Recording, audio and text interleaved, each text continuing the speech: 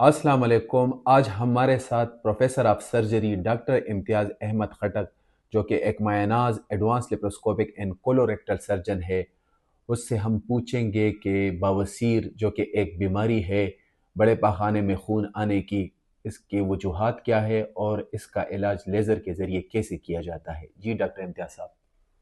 बिस्मिल्लाहिर्रहमानिर्रहीम। Thank you doctor इसरार। बवासीर एक बीमारी है जो कि जिसमें मरीज़ को खून आता है, जो कि मोस्ट कॉमन कॉज है बड़े पेशाब की जगह खून आने की। बवासीर बेसिकली 3 जगहों पे होता है। ये बेसिकली ब्लड वेसल्स होती हैं जो कि कुशन बनाती हैं। वो ज़ख्मी होने की वजह से, बड़ा पखाना जब सख्त होता है तो उससे ज़ख्म आता है, तो उसकी वजह से ये खून आता है। 3 जगह मैं इसलिए बता रहा हूँ कि जिस तरह हम घड़ी देखते हैं, बड़े पखाने की जगह को भी अगर हम एक घड़ी के तौर पे ले रहे तो उसमें जिस तरह 1 2 3 4 5 इस तरह घंटे लिखे होते हैं। तो 3 बजे के टाइम पे इसको 3 ओ क्लॉक पोजीशन कहते हैं, 7 बजे के टाइम पे 7 ओ क्लॉक पोजीशन, और 11 बजे के टाइम जो कि 11 ओ क्लॉक पोजीशन। इन 3 पोजीशंस पे जो है ना ये बवासीर आता है। बुनियादी वजह अक्सर बूढ़ों में ये बीमारी होती है क्योंकि उनमें कंस्टिपेशन ज़्यादा होती है। कंस्टिपेशन एक कॉज है। आजकल चूंकि रिफाइंड डाइट जो है ना हमारे यंगस्टर बहुत ज़्यादा यूज़ करते हैं, बर्गर्स यूज़ करते हैं, पिज़्ज़ाज यूज़ करते हैं, रिफाइंड डाइट होती है। जो आटा भी हम इस्तेमाल करते हैं तो वो भी रिफाइन होता है, तो उसकी वजह से भी पखाना जो है वो सख्त हो जाता है। तो फाइबर्स चूंकि हम कम लेते हैं तो उसकी वजह से भी पखाना सख्त हो जाए, तो यंगस्टर्स में भी ये बीमारी बहुत कॉमन है। इसी तरह अगर ख़वातीन हो जिनमें मल्टीपल प्रेगनेंसीज आएँ, तो मल्टीपल प्रेगनेंसीज की वजह से भी ये हो सकती है। वजूहात और भी हो सकती हैं इसकी काफ़ी सारी, लेकिन ये कि बुनियादी वजूहात यही है कि मरीज़ कॉन्स्टिपेटेड होता है तो उसमें बवासीर बन सकते हैं। बवासीर की 4 कैटेगरीज़ होती हैं। एक में ये होता है कि मरीज़ को खून आता है लेकिन बवासीर बड़े पखाने की जगह से बाहर नहीं निकलता है, ठीक है।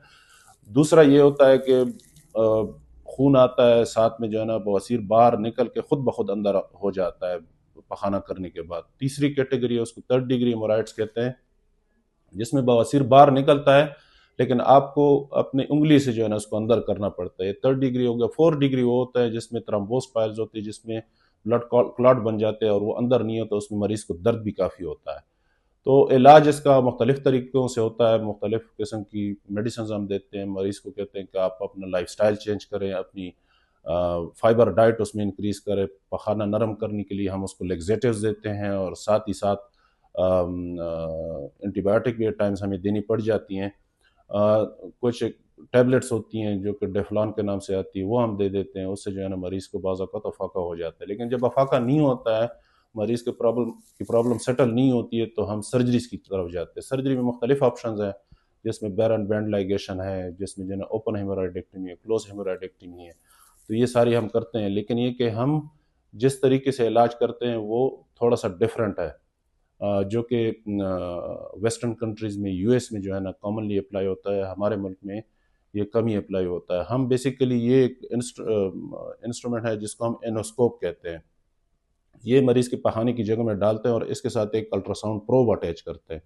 अल्ट्रासाउंड प्रोब के ज़रिए हम डॉपलर अल्ट्रासाउंड करते हैं। उससे जो फीडिंग वेसल होती है, जिसकी वजह से बवासीर की जो कि मैंने बताया कि खून की रगों की बीमारी होती है, ठीक है ना? वो जो उसकी मेन फीडिंग वेसल होती है, उसको आइडेंटिफ़ाई करते हैं और इस नीडल के ज़रिए इसमें हम लेज़र वायर डालते हैं इस तरीके से। तो ये जब लेज़र वायर मशीन के साथ अटैच होती है तो ये यहाँ पे बीम छोड़ता है, लेज़र बीम छोड़ता है। तो उससे एक छोटा-सा सुराख करके उस पिन पॉइंट जगह पे अल्ट्रासाउंड की मदद से जो हमने आइडेंटिफ़ाई किया होता है बड़े पखाने की जगह जो चमड़ा होता है, उसके साथ-साथ हम अंदर अंदर जाते हैं बगैर किसी और जगह को डैमेज किए हुए।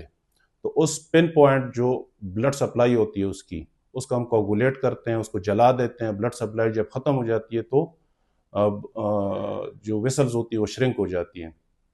साथ ही साथ अगर कुशन बहुत बड़ा हो, श्रिंक ना हो रहा हो, मतलब उसमें ब्लड सप्लाई हो, तो फिर हम जो बाहर की जो वेसल्स होती हैं उनको भी इस लेज़र की मदद से जला देते हैं, तो ये बवासीर का इशू जो है ना वो ख़त्म हो जाता है। इसका फ़ायदा ये होता है कि एक तो ज़ख़म बहुत कम आता है, ब्लीडिंग नहीं होती है मरीज़ को, और मरीज़ जो है वो जल्दी चलने फिरने के काबिल हो जाता है।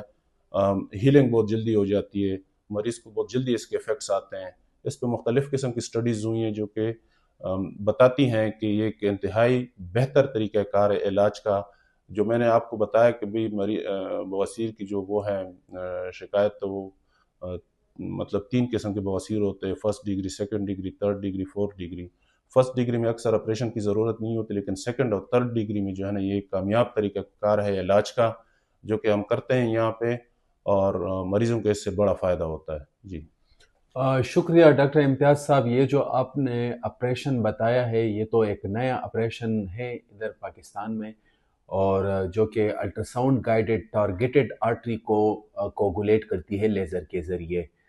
تھینک یو سو مچ، یہ عوام کو شعور دیا جاتا ہے، باخبر کیا جاتا ہے کہ یہ ایک ٹارگیٹڈ آپریشن ہے، جو کہ ڈاکٹر امتیاز صاحب پروفیسر آف سرجری ہے، جو کہ advance laparoscopic and colorectal surgeon ہے، وہ اکثر مریضوں کو یہی پروسیجر کراتے ہیں۔ Thank you so much. Thank you very much.